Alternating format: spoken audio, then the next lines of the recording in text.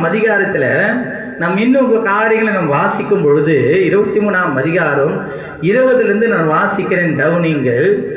வழியில் உன்னை காக்கிறதற்கும், அல்லேலூயா, விசுவாசிகள் மத்தியில காணப்படுகிற ஒரு வார்த்தை இது.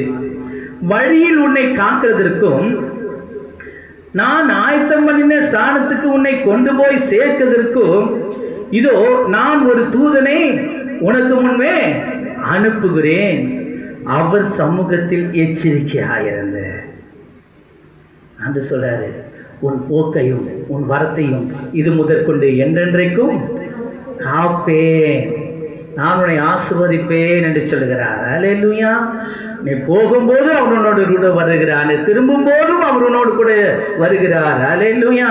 அதனாலே நீ ஜாக்கிரதையாயிரு என்று சொல்கிறார். வழியில் உன்னை காக்கிறதற்கும், நான் ஆயத்தம் பண்ணின ஸ்தானத்துக்கு உன்னை கொண்டு போய் சேர்க்கிறதற்கும், இதோ நான் ஒரு தூதனை உனக்கு முன்னே அனுப்புகிறேன். இந்த பூமியிலே உங்களுடைய வாழ்நாட்கள் எல்லாம் போக்கு வருத்தமாக தான் இருக்கும்.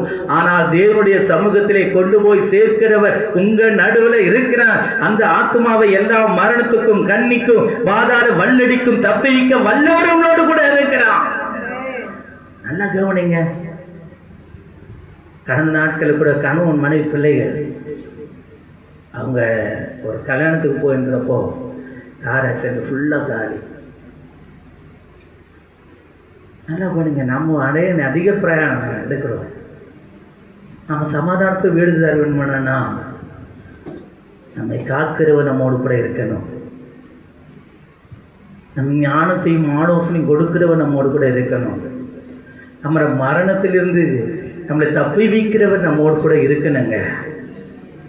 அதனால தான் நம்ம ஜாக்கிரதையாக இதிலிருந்து நம்ம என்ன பண்ணோம், அவருக்கு பயந்து நடக்கணும். இங்கே பாருங்க என்ன சொல்றாரு, அவர் சமூகத்தில் எச்சரிக்கையாக இருந்து அவர் வாக்குக்கு செவி கொடு, அவரை கோபப்படுத்தாரு. உங்கள் துரோகங்கள் அவர் பொறுப்பதில்லை.